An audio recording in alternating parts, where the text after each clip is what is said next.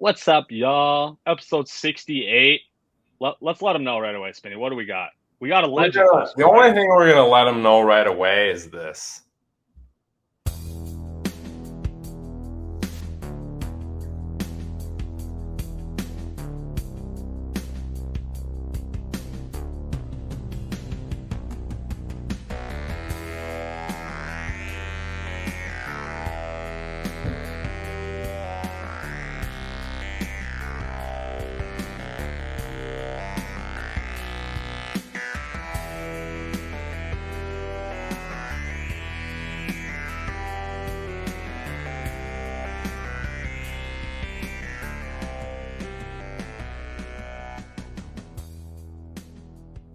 All right, Spinny. Welcome, we Hearties got? and Hardos, to the Yarmir Yager episode.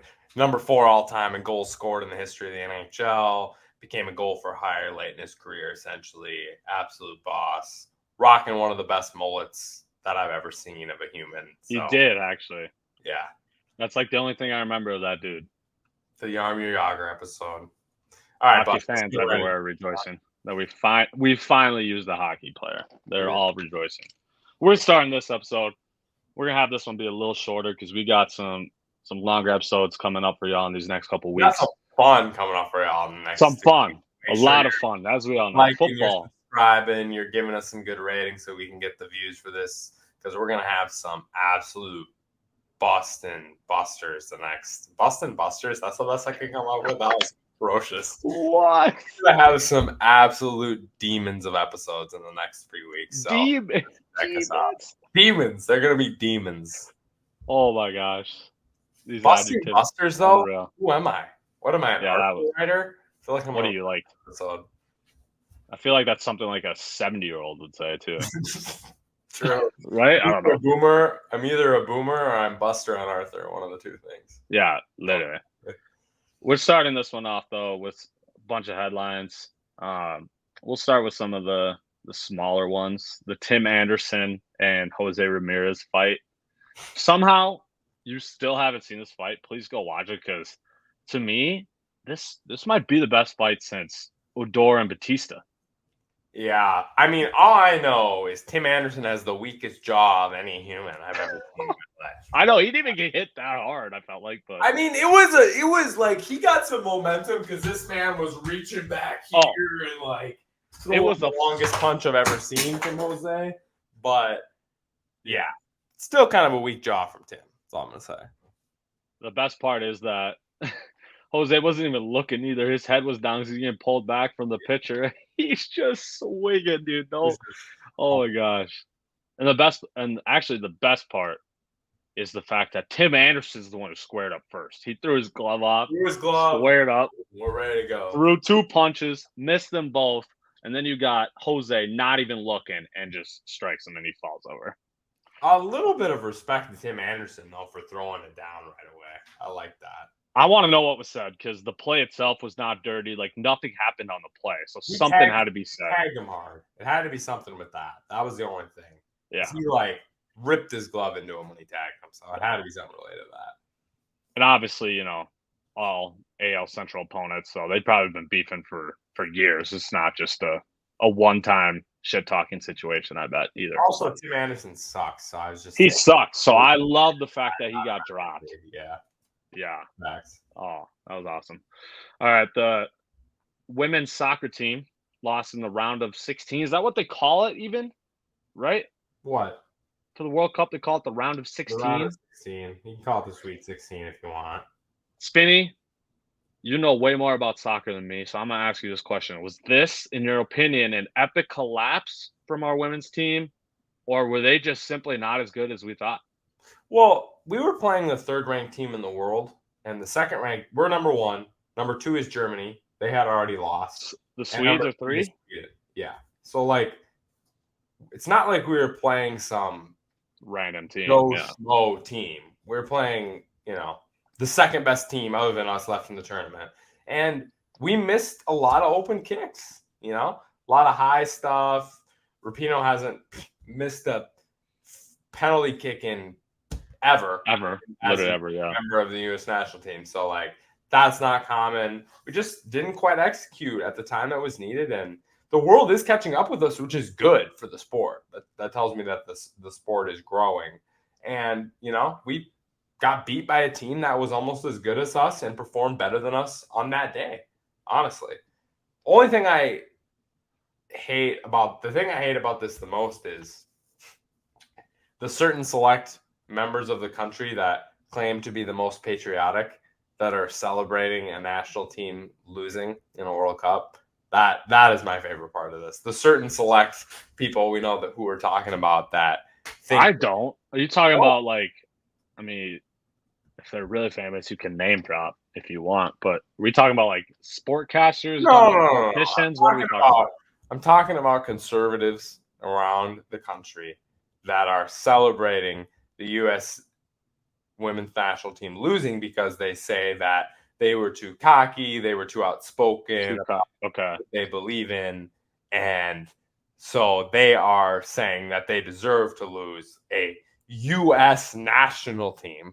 But these are the same people that claim to be the only real Americans and the most patriotic people in the country. But yet, this is how we view a team that's literally representing our country on the world stage. Yeah. Just to point out the hypocrisy just a little. Yeah, I'm glad you did. That is ridiculous. I agree.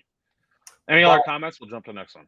No, yeah, just that they didn't play their best in the group stage, still made it out, and got beat by a team almost as good as them in the round of 16.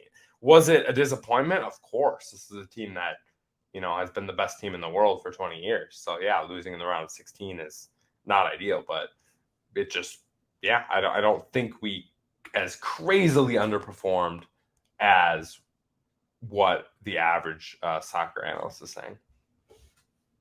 We do. The plus side is we do have some young studs on the team, so we'll still be good going forward for sure. Yeah. Next, we got Jake Paul. Again, as y'all already probably know, he dubbed Nate Diaz. The fight went to distance, actually, all 10 rounds. I believe Jake Paul is 6-1 now, 7-1 maybe, with his only loss, obviously, to Tommy Fury, a legit boxer. He continues to shut haters up, like myself, Jake Paul, that is. Spinny, is he shutting haters up, though? Fighting D-list dudes? Okay, I get what you're saying, but at the same time, it all started with everyone just count anything he does, there's a counter to it. So for example, he's fighting old, washed up UFC fighters to start, right? Yeah. Everyone's like, okay, go actually fight like a legit person. Then he dubs Anderson Silva. Okay. Who's a real UFC fighter? But he's better than the other guys. He's like Eskren or whatever. True. So then he takes a step forward, does what people want him to do. They still hate on him. Go fight a real boxer. He does. He actually, if you watch the Fury fight, he actually fought well against Fury. It's not like he was outmatched. It wasn't embarrassing. Great. No, he only lost because of the technicalities of boxing that he quite hasn't mastered. Because Tommy Fury, as he said to Jake Paul post-fight, I've been going since I was 6 years old. You've been going for 2 years and you're this good already. Yeah. So he does that. So yes, he loses, but he should have gained more respect after that fight, which he never did. And now he's fighting a guy, Nate Diaz, who everyone knows this dude can take punches, which he did obviously in the fight. But no one again thought Jake Paul could beat Nate Diaz because they're all right, this guy loves to fight. He's going to be attacking Jake Paul the whole time. He's going to be able to eat Jake Paul's punches. And he just beat him. He knocked over Nate Diaz twice, I believe, during the fight. Yeah. So all this I'm saying to ask you, what should Paul do next? Do you want to see another actual legit boxer? Yeah. And the second question I want to ask, is he ever even going to get the respect he deserves? Or haters like me, not me specifically, but haters in general, going to just keep hating no matter what he does? If he beats a guy on Tommy Fury's level, then I think that completely changes the storyline that we're talking about. So I think if that's what he's looking for to get that level of respect, that's what he's got to do. He's got to beat somebody like that. What was the first question? That was kind of the second question. The first question was what he should do next. So that, you basically answered both. Okay. Yeah. So I think that's the move. Commenting about the fight itself, I just think Nate Diaz wasn't. Nate Diaz thought he was better than Jake Paul and was like not. There was a lot of cockiness from Nate Diaz, which we expected, but he could not land on Jake Paul very well, which I kind of thought would be the way that Jake Paul won, and that's exactly what he like. I knew he wasn't going to knock out Nate Diaz. Nobody knocks out Nate Diaz. Like, it's just not a thing that's going to happen. It doesn't happen in the UFC. It's certainly not happening with big ass boxing gloves on. Like, that's not how that's going. So I knew it was going to be to the finish if Jake Paul won, and he fought a very good boxing match and won every round essentially, except maybe one. So, and another thing is, like, a lot of people in Diaz's corner were saying that Jake Paul can't go the distance. He doesn't have the stamina to fight the whole time. Well, actually, it was reverse. Diaz is the one who looked gassed at the end. Jake Paul looked like he was still going. You know what I mean? Like, he survived all 10 rounds. I would argue the opposite. I think Nate Diaz still looked not as gassed at the end. Okay. I think Jake Paul looked more gassed. I just think Jake Paul executed better, honestly. Because, like, there's big talk now of them fighting in the UFC, right? And for Jake Paul in that situation, I want to keep the fight as short as possible. And for Nate Diaz, I want to fight longer. Yeah, there's no way Jake Paul goes UFC. No way. You don't think he'd fight Diaz in the UFC? That'd be fun to watch. No, dude. He does not want to go. Diaz would submit him in literally 45 seconds. That's what I'm saying. He's a boxer. First round submission. He don't know the rest of the stuff you need to know to be a UFC fighter. He'll get his ass kicked in the octagon. He will. Right. So he'll talk this shit and say, "Y'all come to me. Yeah, let's fight in the ring instead." All right, our last headline here. Also, can we just see Jake Paul versus Logan Paul in like a UFC type situation? I would enjoy that a lot. They're not going to fight. They've said they'll never fight each other. That's terrible. Also, though, Jake Paul's documentary on Netflix did recently drop a couple of days ago. Go watch it. Even if you're a hater like me, I watched it. You learn a lot about the dude. It's an interesting perspective for sure. Our last headline: Spinny, the Pac-12 is cooked, man. Every other team that was still in it basically left. We're left with. Tell me the four teams. You know better than me. Stanford, Oregon State, Washington State, and Cal. Cal. Four teams left. And there's been big ACC talk, but Stanford is not in. They're not like both of the situations where the four teams have found somewhere. It's been Stanford not in. The American Athletic Conference also been a wanting to absorb them. The Mountain West, huge talk, the biggest talk, obviously. And now in the last couple of days, really in the last 12 hours, the ACC has talked about it. But in all three situations, it's been Stanford that's been like about stuff. So I think that is more from an academic standpoint. They don't want to be in the same conference as smaller schools, small state academic schools such as San Diego State and stuff like that. So I think that's more the issue for Stanford right now. But yeah. Can't they have to go with the other three? Can't they just do their own thing? They could, but I think they're trying to still get in the conference, obviously, given the money that you receive. You know, like. No, I know, but like, I don't know, like say ACC or something. Yeah. Could Stanford could still go do that, and the other three could join the Mountain West, right? Correct. Okay. All right. So what do you think this means for the other conferences in D1, D1 as a whole, the NCAA, all that? What do you think this is all going to lead to? I think your NCAA collapse theory is crazy and a little alien-esque theory. Alien-esque. Like, I think it's like equal to like people believing in aliens level of conspiracy theory. What? Yeah. First off, aliens are real. Oh my. Second off, I actually do have an insane alien story. I'm sure also, no one will believe me, but I called 4 separate people when it happened because I was so struck. I didn't know what the hell I just watched. I had to call somebody. So you can hear from them if you don't believe me, Spinny. We'll talk off camera about that. But let me give you the spiel. Okay, let me wait. Not I need to say one thing first. Okay. To make people think I'm not a ridiculous buy every story. Aliens are probably real, given the amount of like size of the universe. Like odds are aliens are real. Right. I just do not think they have visited Earth and know we exist. That is what I think is complete conspiracy theory and completely wrong.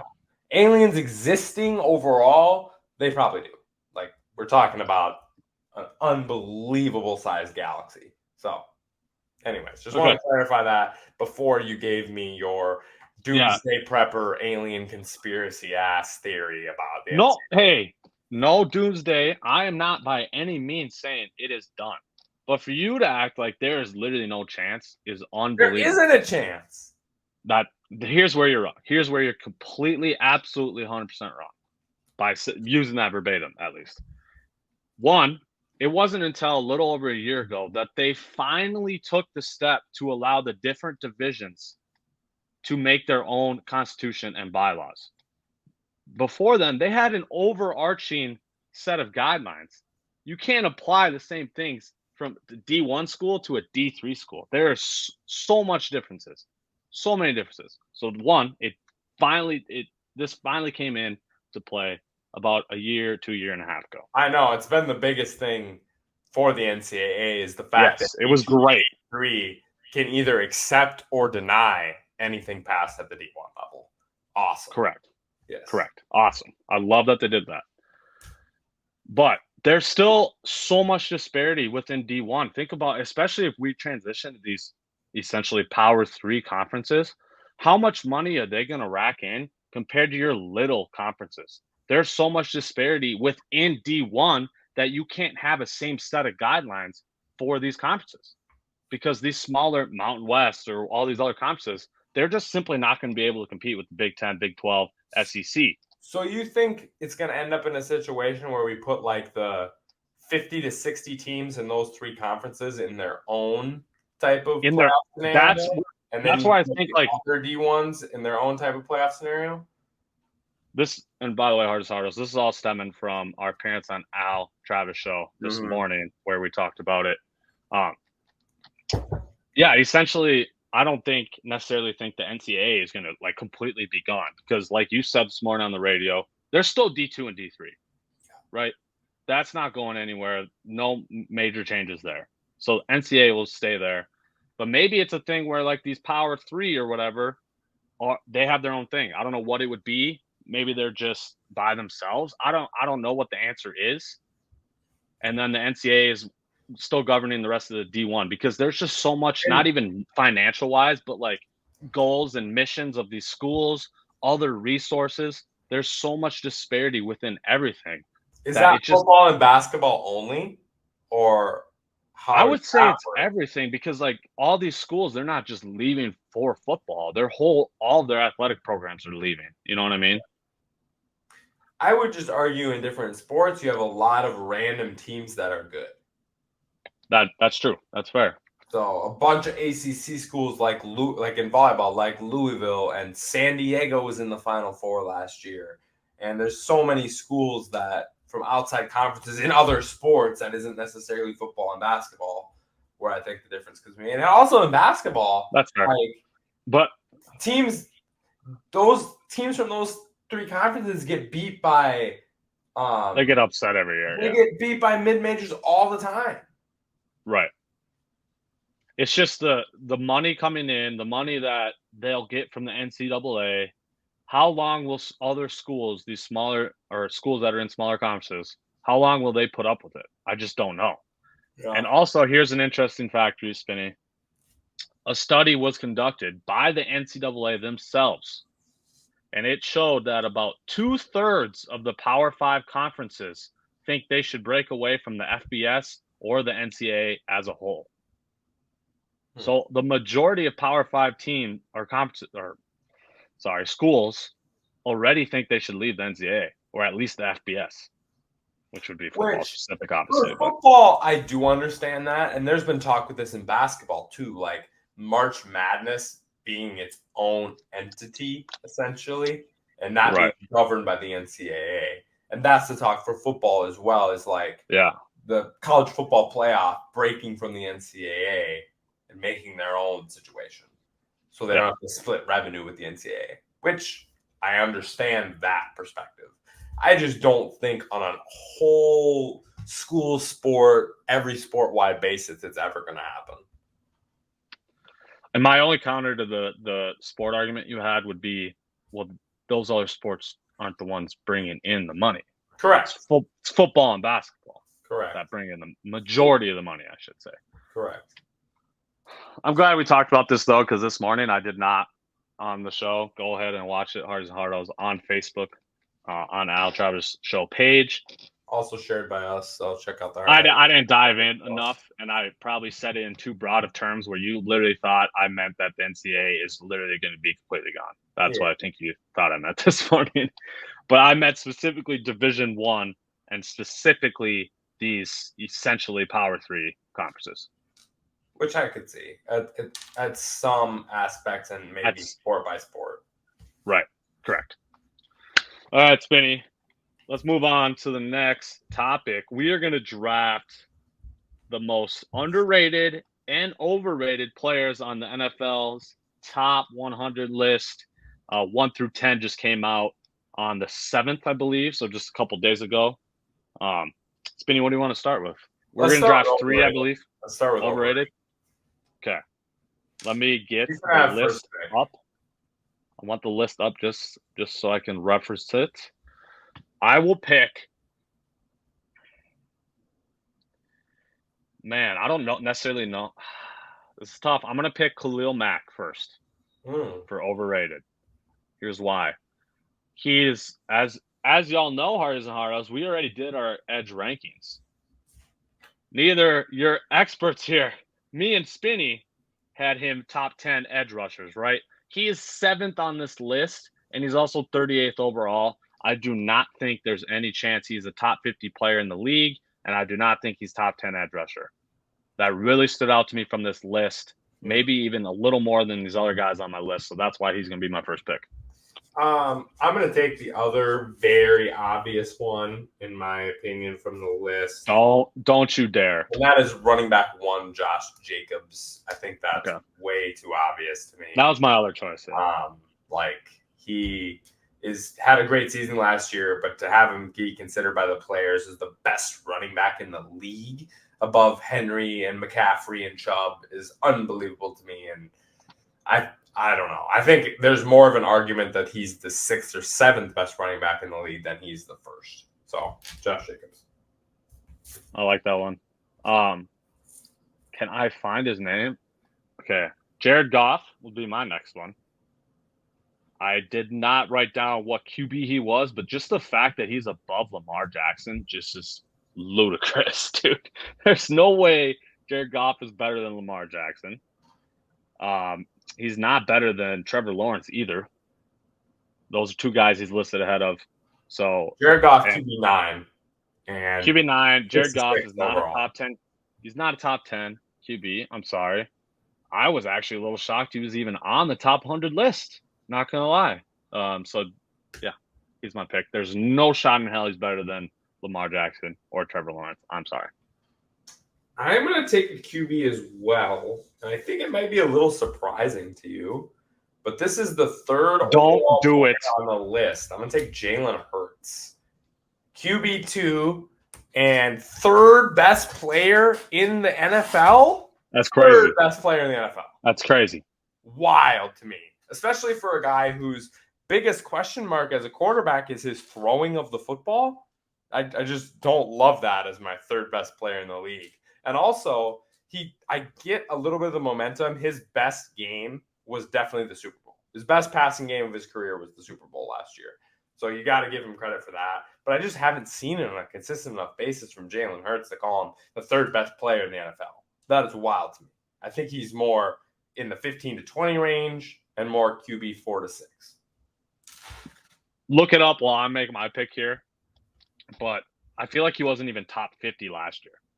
So look up last year's list and figure that out, because how, like you were saying, how can you jump that high in 1 year? This is my dude. I always thought he could be this guy, but the vast majority of the NFL never thought this way about Jalen Hurts. And now, after one really good season, he's just the third best player in the NFL. Yeah, I don't buy that either. Yeah, that's wild. Yet, at least. Yet. Yeah. Okay, my last pick here. Hurts was not on the list last year at all. Jalen Hurts was not top 100 last year, is what you're saying. Nope. And now he is the third best player in the NFL after one season. That's literally what you're saying. Yes. That's there why you go, Hardos and Hardos. Hardos and Hardos. This is the players list. The players voted for this. Players. Okay? Just remember that. All right, my last one. I can't really decide between the two. I already picked a quarterback, so let's just go this other one. Jamal Williams. He probably, after last season, he led the league in rush touchdowns, didn't he? Yeah. He probably deserves to be top 100, but he's not top 100. I'm sorry. He should not be. What? He's not that good. He's not that good, Spinny. Just because he can vulture touchdowns and run 5 yards. Vulture touchdowns. Look at his stat lines almost every game, man. He would have vulture. 40. Yeah, he would have 40 yards. Okay, that's maybe not the 4 right touchdowns, maybe is what you meant? I'm just saying, man. When you're not really the guy that's bringing you down the field, and now you're on the play because you're a stud at scoring touchdowns, you're a stud at getting that short yardage situation. You fought with Garrett Blunt, too, when he scored 20 touchdowns with the Pats and with the... Yeah, it was like Garrett Blunt ever like a borderline top 10 running back? Yeah. No, so that's what I'm saying. There's no shot Jamal Williams is borderline top 10. Are we forgetting every other year of this dude's career? And now just because he scored a ton of touchdowns, did he even get 1,000 yards? That's what I'm saying. He does nothing else but short yardage situation. Scoring is what matters in beating your opponent, is it not? Oh, my gosh. Shut up. Jamal Williams is not a top 100 player in this league. No shot in hell. Because, man, I know he hasn't played yet, but Bijan Robinson should be on this list over Jamal Williams. Yeah. It is pretty damn obvious he's going to immediately be a top 100 player. Like, come on. You made this hard for me.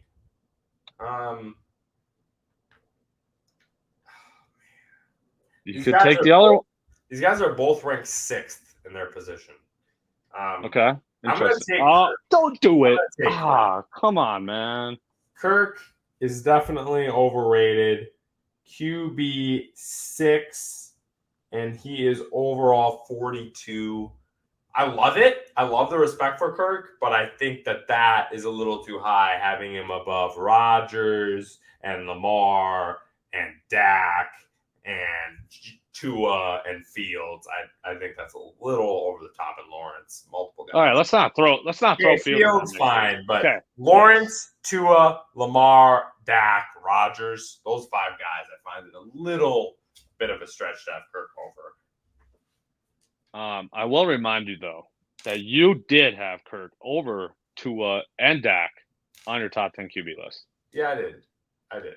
But I'm a Vikings fan, so I'm allowed to take a little bit of liberty when it comes to Tua and Dak, who I think are so you for those guys specifically, you meant more from the NFL perspective as a whole.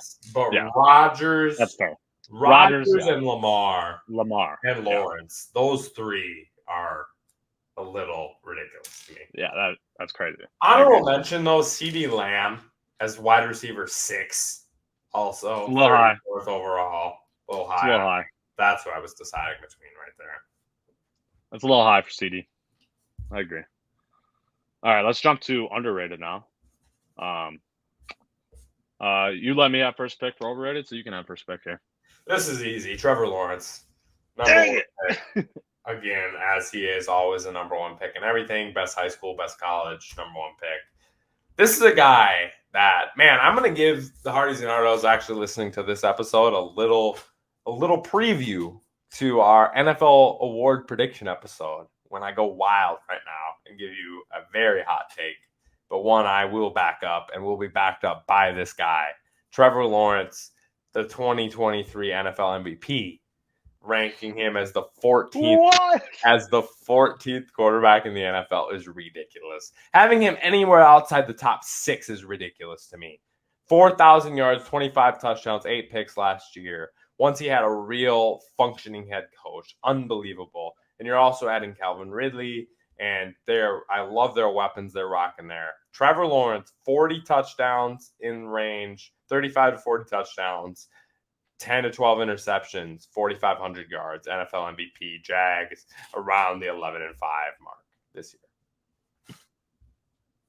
MVP, Trevor Lawrence. Bro, you know I love Lawrence, but I think you're tripping, man. He's not winning MVP. I would bet anyone any amount of money that he finishes in the top 3 in MVP voting for sure. Like, he is on the NFL honors stage. I don't think I would necessarily bet against that, I guess. He might lose it to somebody a little more history, but I really think he'll be in it, and I think he's gonna win it. I think he's got a real shot. Like, because I don't know, I just don't see any slowing down from the guy named Patrick Mahomes. But he's not gonna win it every year. We didn't see any slowing down from LeBron either, but we know how those MVPs went.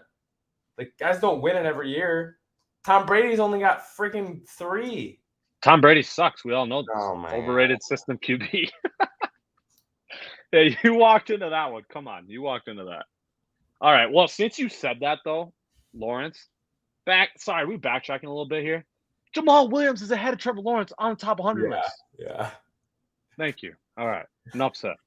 Yeah, 96th overall, Trevor Lawrence. He barely even cracked the list. What are we talking about, players? That is ridiculous. All right, I'm going to go. Man, that one was like the biggest one that like clearly stood out to me. All these are about the same. Let's go Jamar Chase. Yeah. Jamar Chase, WR7. That's absurd. He's top 5 receiver. That's pretty obvious. 39th overall. He's probably top 30 player too. Probably top 20 if we're being honest. So Jamar Chase, he'll be my first pick. You made this really hard. You know that? That's what I was saying. Him and Lawrence were like the only 2 that like for sure needed to be picked. Now there's a bunch of questionable ones here. I know. That one really stood out to me. Okay, I'm gonna say Tristan Wirfs. That's a good one. I thought about him. 98th overall. He is lineman number 10. It's hard because linemen on the top 100 list don't get as much respect, so I kind of grouped them together over putting it position ranked wise. But I think there's many linemen he could be above. I also think there's a lot of guys that impact the game less than him, such as Harrison Smith, Jamal Williams, Eric Kendricks. Dalvin Cook's not even on a team and is above him. Chris Lindstrom of the Falcons, definitely not in the same category to me as Tristan Wirfs. Teron Armstead, good when he plays, but what are we going to get some consistency from playing time in the last 5 years or not? I just think there's a ton of guys that you could put Wirfs above. And I get the younger guys losing a little bit of respect, but I think it was too much from Wirfs. That's fine. I like Wirfs. I thought for sure. I agree with you. The linemen, surprising how low they were. A lot of them. Let's see here. Which one? Where do I want to go? Man, let's take this route here. I'm gonna go Mark Andrews. Do I think he should have been a ton higher than where he was? He was tight end 3, so that's fine with me. What I don't like and why I think he's underrated on this list is he's 80th overall while George Kittle is 19th. I definitely don't think there's that much of a gap between those 2. That's pretty neck and neck. So I thought if you're going to have Kittle 19th, you should have probably had Andrews top 30 as well. So that really shocked me to see 60 players in between them. At least top 50. Right, exactly. Yeah. I like that one. Mine, again, I'm loving this 6th best ranked player position, but Christian McCaffrey, RB6. No, he wasn't. Was he actually? Christian McCaffrey, RB6, 35th overall. Saquon, Nick Chubb, Derrick Henry, Austin Eckler, and Josh Jacobs. 5 running backs above Christian McCaffrey. 1,000. Like, I don't know what else I have to say in today's NFL. What else he has to do. You can see the unbelievable role he plays in the San Francisco offense, how he literally does everything and is one of their most important players. I just can't imagine having Christian McCaffrey below guys that he can run basically just as well as, and he's going to have 80 catches and 1,000 yards. So just crazy to me. Man, I can't believe I didn't see that he was RB6. That definitely would have been one of my picks. That is unreal. I feel like, man, now we're definitely getting tough here for my last. Yeah, pick. this is where it's tough. I have 4 written down that I can choose from. Let's just go, since he's the lowest overall on the list. Let's go Marlon Humphrey. Hardy's Hardos will be doing our top CBs list in the future here, so you'll see where we have him. But he's the 9th cornerback and 92nd overall. I think he's definitely a little higher than that. I think he's probably in that 4 to 7 range corners in the league. So I was shocked to see that he almost didn't even crack top 10 corners. So I definitely think he's underrated in that aspect. So Marlon Humphrey will be my last pick. Marlon Humphrey. Not That's our draft. You have yours written down, I hope, right? Let's repeat it for our listeners. Let's go back to overrated. My first pick was Khalil Mack. My second pick was Jared Goff. And my last overrated player was Jamal Williams. Overrated, I had Jacobs, Hurts, and Kirk Cousins. Underrated, we had Trevor Lawrence, Justin Wirfs, and Christian McCaffrey. Underrated, I had Jamar Chase, Kittle, and Marlon Humphrey. The other guys I was thinking of, I'll shout them out very quick. T.J. Watt, fifth edge rusher, 27th overall. I thought that was a little low for his impact and what he means to the Steelers. Nick Chubb, RB4.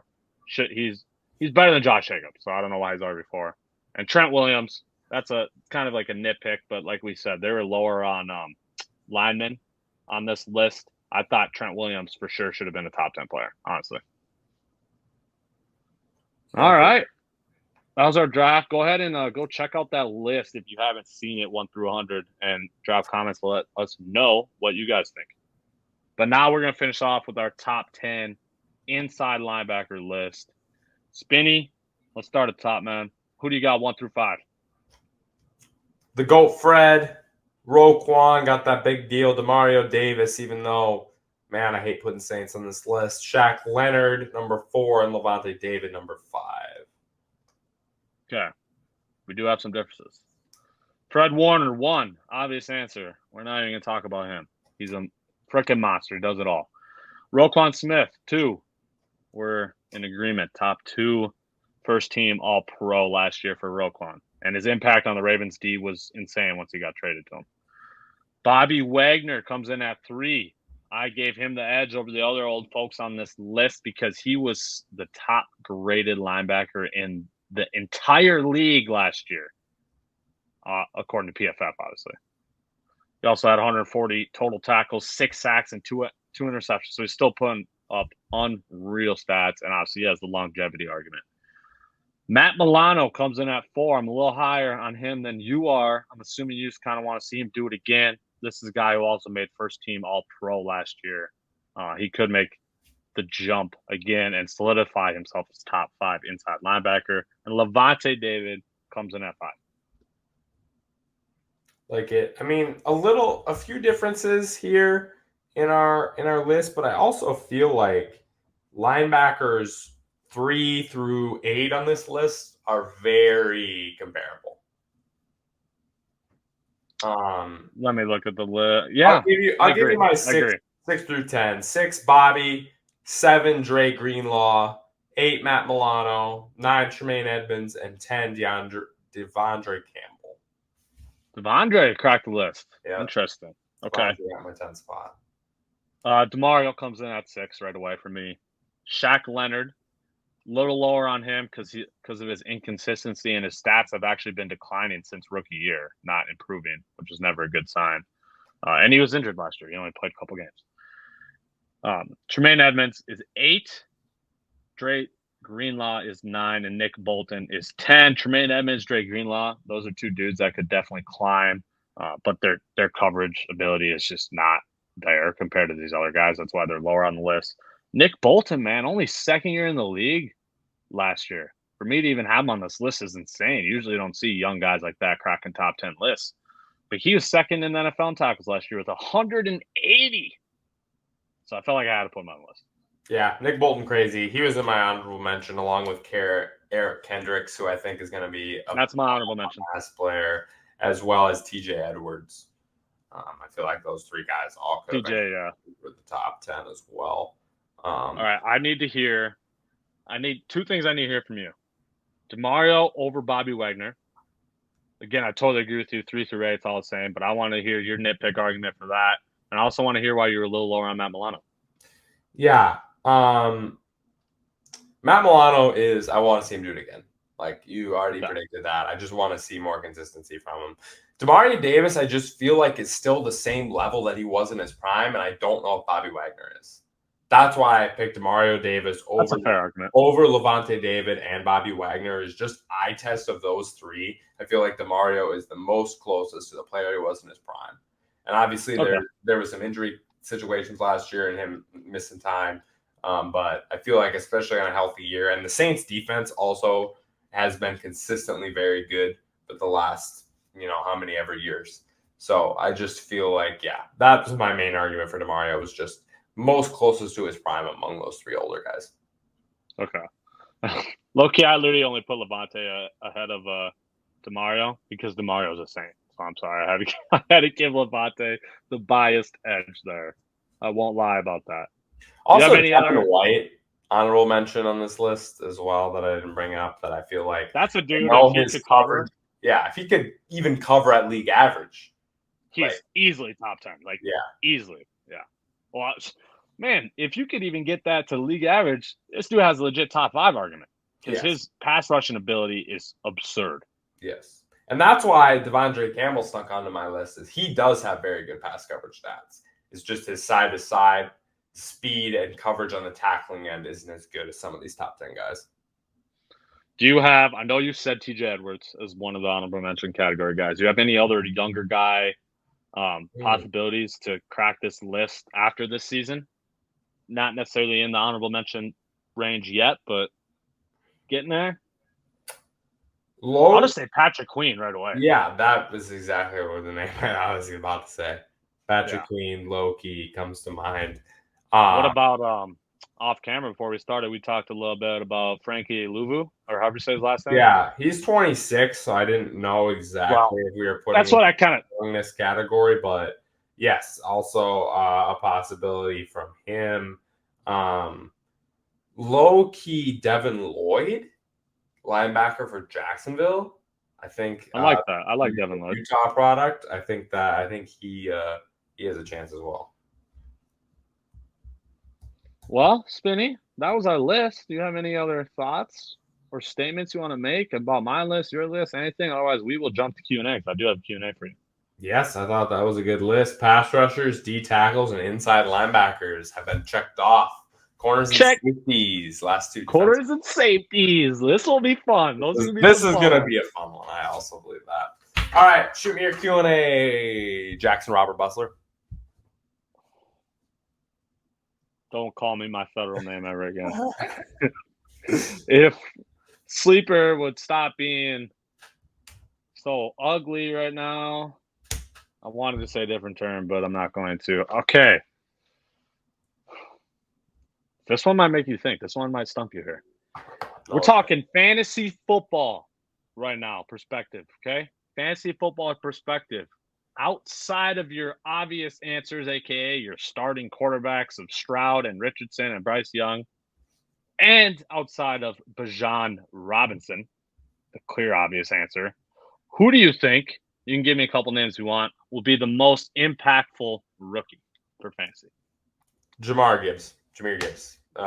He's going to get so much use in the passing and rushing game. Like the Lions have basically said that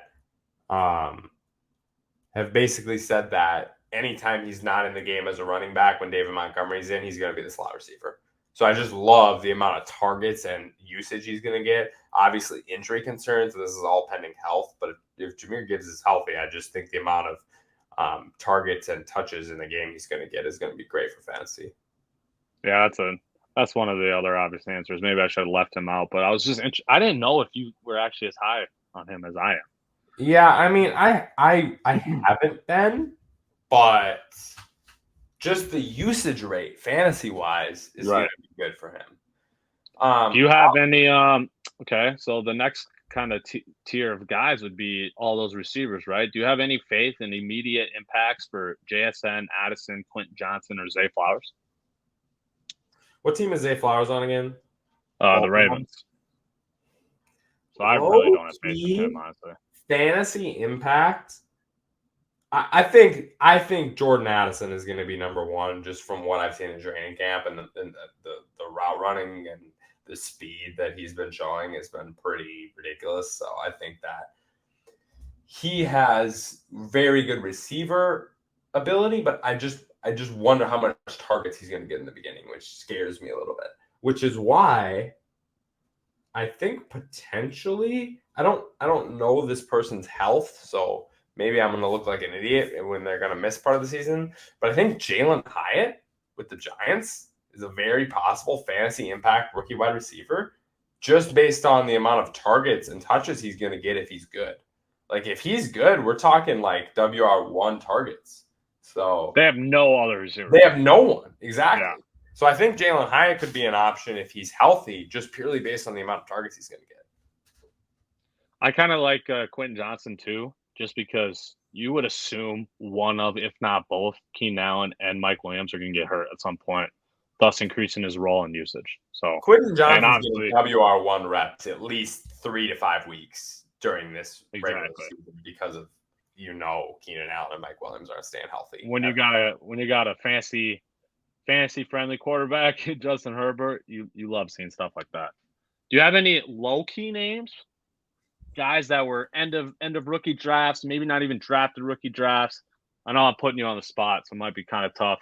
I'll throw out one while you're thinking. I think talking about this usage standpoint, I'm thinking Marvin Mims could be interesting. Yes, Denver? Obviously Russell Denver. Yes, obviously Russell Wilson was terrible last year, but KJ Hamler is ready, out for multiple weeks. Tim Patrick out for the season once again. I feel so bad for that dude. He was out all of last year too. Those two gone. There's been talks all offseason about Courtland Sutton being on the trade block. He could potentially be getting moved at some point. So there's literally almost a clear route for him being WR2 almost immediately. Obviously, Sutton, that all depends if Sutton actually gets traded. But it's basically just Judy in terms of true competition. Do you believe in Bryce Young? Are you going to say Jonathan Mingo? Is that what you're saying? Jonathan Mingo. Because he's WR1, right? Like, you would assume, but like, because Thielen's not a WR1 at this point, and I don't have faith in DJ Chark, and those are pretty much the three dudes we're talking about for Carolina. I do think to start the season they will have Thielen and Chark be the top two. Yeah. But yeah, you're right. That doesn't take much to receive there. Yeah. So I think Mingo as a low key option. Also, low key, Tyler Scott from the Bears. I just sussed about that. You sure? You gonna jump all the way to WR2 right away, or what? Because like I think WR2 is the move. Yeah, I think WR2 could be a thing. Because Chase Claypool movie mid, and Claypool sucks on. Claypool's not good. Mooney is just. I think he could get injured very easily. And he's so one-dimensional. He only has downfield threat. Like, he's not very good. I don't think. We're talking about Tyler Scott. So a couple of lower key ones. What about? I'm gonna throw out. You know what? I don't even want to shout this dude out. Never mind. All right, Hardos. That was episode 68. We appreciate y'all as always. Drop comments, likes, subscribe somehow if you haven't. Like, I don't know what the hell you're doing, man. We're almost 70 episodes into this thing, and if you still haven't subscribed, to hell, like, you're messing up, bro. Just subscribe. And Spinny, you have any other comments? Otherwise, we're getting the hell out of here, man. Hug your friends and family. Do some fun stuff this weekend. I'm about to be going nuts for the next 4 months after this weekend. So take a play from my book and have some fun this weekend and hug your friends and family. All right, y'all.